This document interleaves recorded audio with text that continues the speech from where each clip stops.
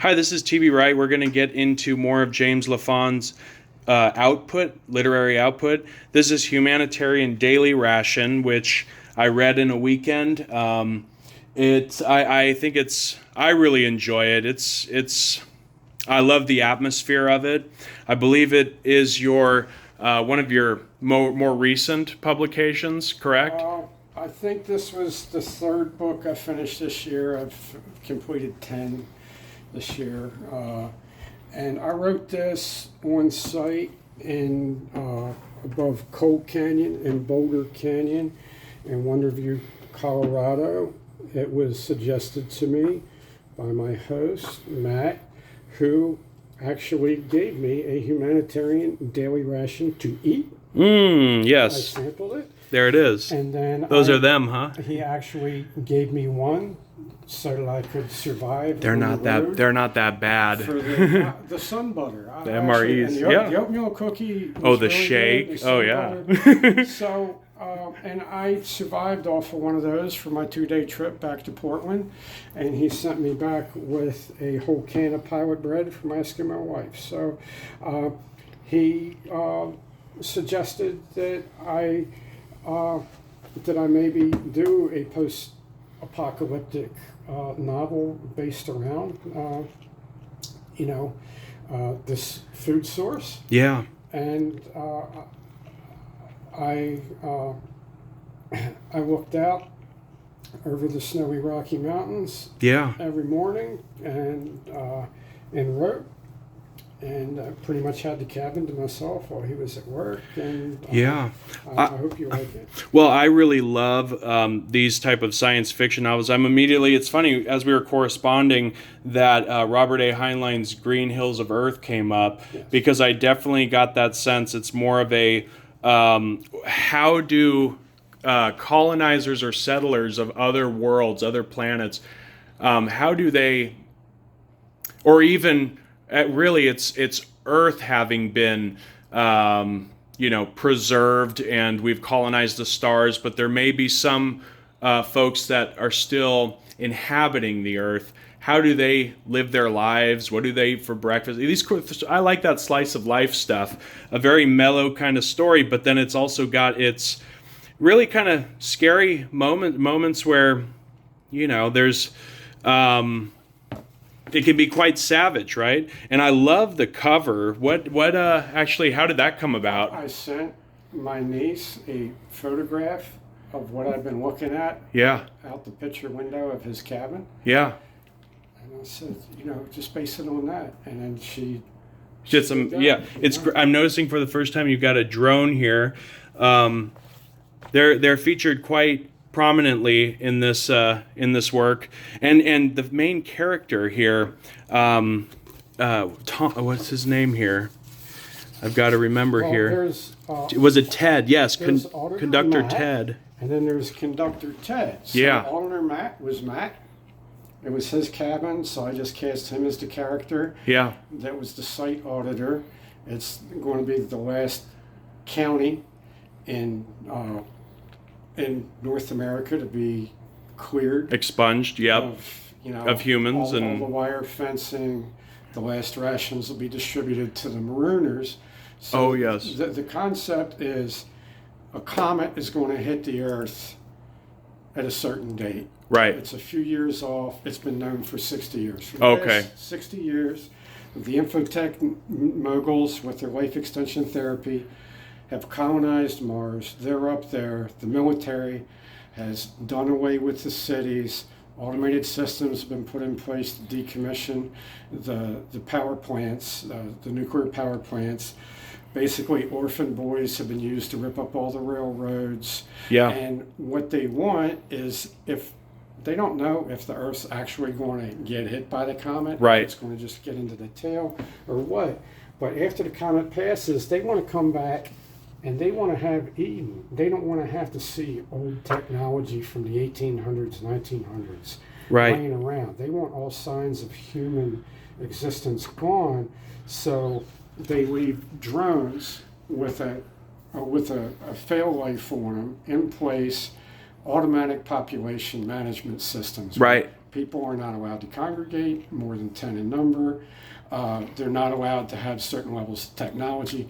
Basically, you're left with black powder or earlier. Yes, and if you congregate more than 10, which that kind of reminds me of a period of time where we lost our marbles here, you're going to get a visitor. Yeah. Right. So I just thought, okay. You've got marooners. You have the UPLINK'd. There's a couple of different classifications, and they're acknowledged. They're recognized by markers on the GPS as well. The different colors, colorations, color coded. Yeah. So there's people that are supposed to be able to follow and go up. Yep. Okay. Although Matt's kind of having second thoughts, like, are they really going to uplink me? Yeah. Are they going to be taken up? There's, yes. My girlfriend, the lunar exec's not talking to me anymore. She's not returning my calls. What's going on? And we here? can't forget about Ted. Conductor Ted's fascinating. He's a product, he's a 60 some odd year old virgin, right? He's got this implant that nags him anytime there's female contact by design. And his whole purpose is to offer the different humans that are the marooned, offer them when he arrives, offer them different options, whether it's remain here or be uplinked, or even there's a word for term, for death. I believe that's a third option. The Pyrean program. Program, where you could pick. Do you want Valhalla? Do you want right? It's a manufactured. Yes, that was really satirical. You want Oblivion? Yeah, it was very satirical. I loved it. It was fascinating. But what he does, so he's got these. He has a. So if you recall Castaway, you've got the soccer ball with the face. I can't remember Wilson, right? Wilson. So that's what happens to you when you're all alone with your gadgets. He's got these different gadgets. He's got pretty girl. He's got mean girl. They're all female. They're all all of these gadgets. Even the day star up in the sky is a female entity to him, and the day star is is sort of his familiar, I believe, or something to like. That's just the way I interpret it. But there's this what is it? He talks to these things, and you've somehow managed, James, to anthropomorphize things like watches and what is it, like GPSs, motorbikes, etc. The firearm, of course, has a name. I've known Marines that name their respective firearms after often as a mistress of sorts or a female, And so I think that's really pretty interesting stuff, interesting lore. Tell me more about the Daystar, if you don't mind. That actually really stuck with me throughout. That's the Overwatch satellite. That's what all his gadgets are programmed, through this system. It's the same system that Matt's linked into. Although with Ted, he's just an Earth functionary. It's mythologized with him. I mean, all his gears. Yes. Mythologized. My father was a tile setter, and he often talked to his tools. It's just something we do, but this is ramped up to.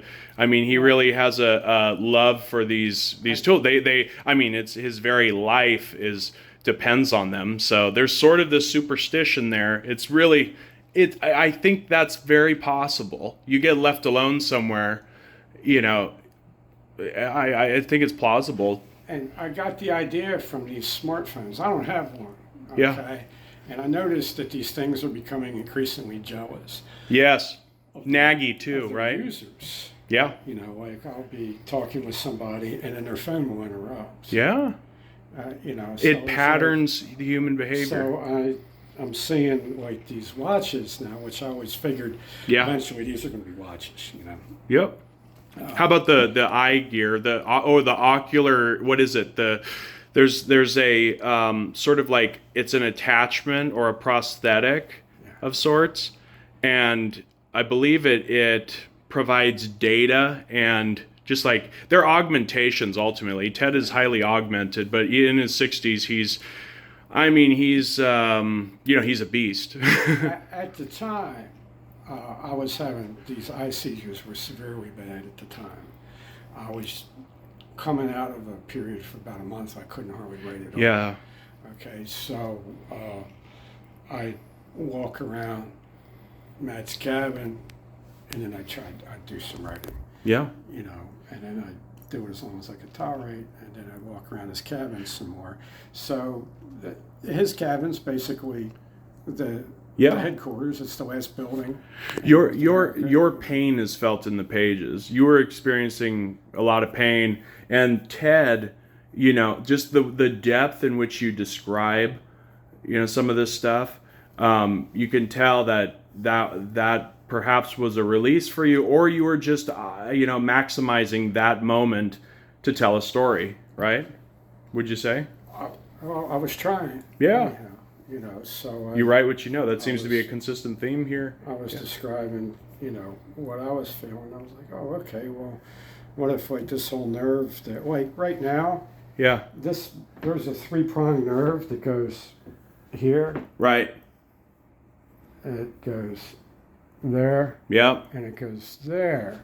Okay, so a mandibular the nerve. occipital nerve right here, that port, I can't even wear an eye patch anymore. So I wear this welding cap. Yeah. So this was right at the time where I could no longer tolerate the eye patch. Yeah. So that's where I got the idea that I could take his, the eye pain and use it for a malfunction of his ocular device, which I've been using for a long while.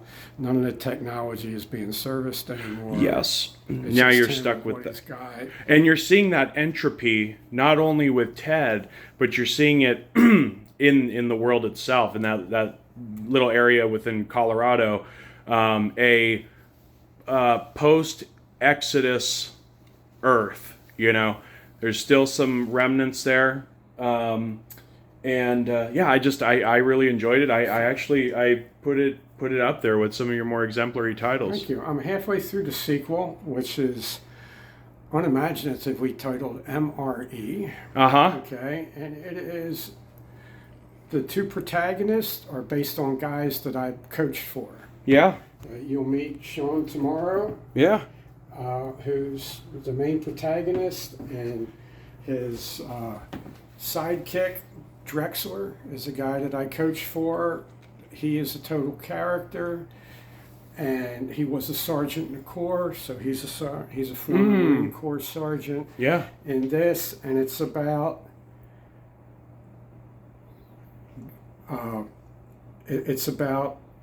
security, celebrity ball player guys on Mars. Basically, the infotech guys find out that these jocks that they're using for crowd distraction are banging their wives. Oh. Okay. Yeah. So Ilian. There's always hijinks. Ilian Meek. Yeah. Okay, who's the head infotech guy. Yeah. He might be aligned with somebody that's got a name that starts. Yes. I think we actually got a glimpse of him in this. He sees the end of this. He sees the last. Is he the Pyrion? He's the owner of Pyrion. Okay? Yeah. And he's the head of the 12 models. Somebody we know. Of Mars. Okay. Oh yes. And then he's there with his cyborg Bobby, and he's watching the glorious ending of the Pyrion project, and now they're in the foul Earth mode, and he's hoping the comet doesn't hit, and they can go back and start with Paradise, and he's in a hurry to go back and make love to his next wife, who is a clone of a former rival of his, who was once the president of the United States, is a clone of that man's wife, who's an Eastern European beauty queen. This is just science fiction, though, folks. This is not real. He's going back there. We're not saying it's happening. To his new bride. Yeah. Okay. To her clone. Yeah. Okay. Because I was quite taken with her when I saw her at this gala thing. I was like, wow, what's the eye candy, right? So he's got a 20-year-old version of her. Okay. And he's heading back there, and the maid's like, no, you can't. And he's heading back to the bridal suite. And she's in there with Drexler. Oh no. Rex was already laying there. Oh. Jeez. Of course, we can't so- just have peace on Mars. So the 12 gods of Mars, Yeah. even his last... Is that like a committee of sorts? yeah, well, Yeah. one of the guys' last name is Peel. Mm-hmm. In real life, it begins with a T. Yeah. It's Peel. He even finds out that the captain of his football team is with his husband. Oh dear. Okay. So Yeah. the 12 gods of Mars find out they're the 12 cucks of Mars. 12 cucks of Mars. So You should have on the back of the book, so have at the front 12 gods of Mars, and then on the back have it say 12 cucks of Mars,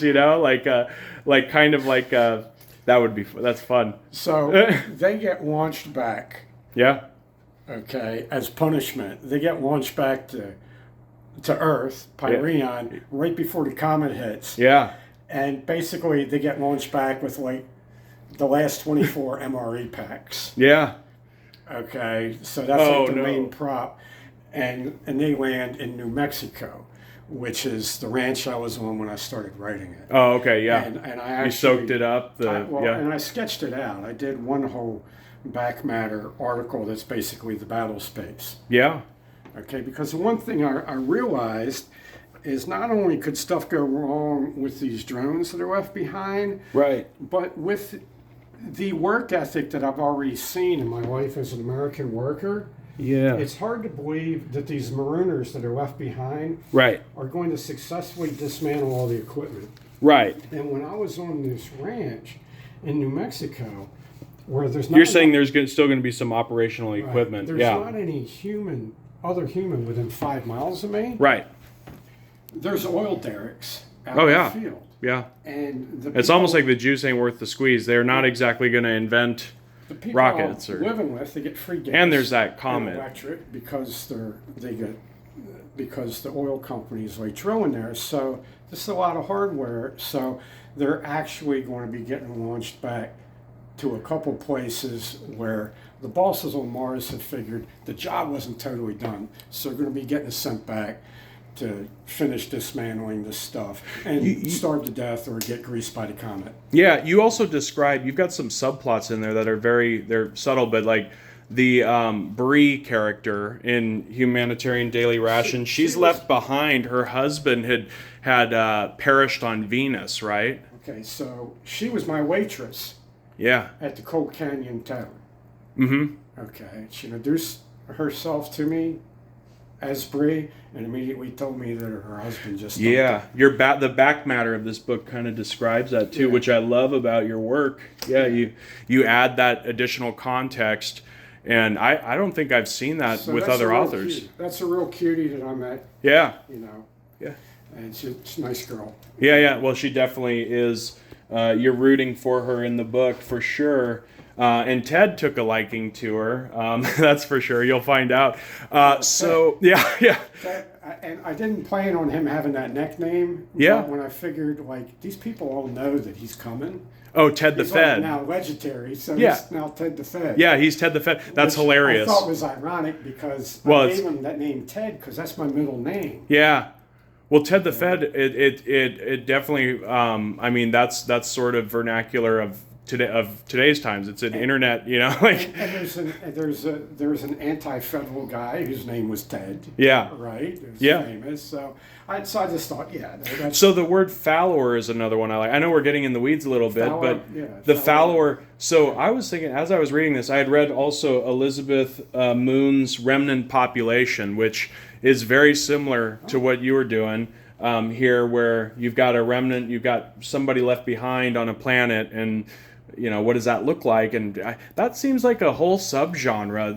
The term fallower, I think that's. You might have. Did you coin that? What does that mean exactly? I did. Yeah. I did. So I figured I'm calling them marooners mostly because that was an old term for people stuck on islands and cane breaks and stuff in plantation America. But I figured, well, the idea is a fallow earth. Yeah. So you would have a fallower. Yeah, the fallower would be somebody who cleans up after the, right? And taking the Deactivates the presence of human expansion and industriousness, And right? taking the train across the planet, I just thought about it. I was like, wow, the fence lines. Yeah. Taking the train across all these different portions. The other than the train tracks, Oh, the yeah. highways, kind of the uniform That's thing. that's is just fence lines that's a monumental everywhere. task Yeah. to disassemble all of that. I don't even know. Maybe Earth will reclaim it, but yeah, I tend to agree with you. But the Fowler, that's a whole subgenre in the making. Just imagine the type of stuff like something like Farmer in the Sky by Robert A. Heinlein, like this idea of not just like settlers, but left behind people or people that have an express mission to sort of clean up after the exodus from a planet. We don't want to leave behind our intellectual property after all, right? Right, leave no trace behind. Yeah. And the super rich people want to come back, and they don't want to see any Yeah. signs that it ever took any work Right. by other people to get them to their godlike status. Yes. Right? Well, yeah, thank you, James. I mean, really, folks, pick this one up. I highly recommend it. It's enthralling. I love it. So, thank you. Thank you.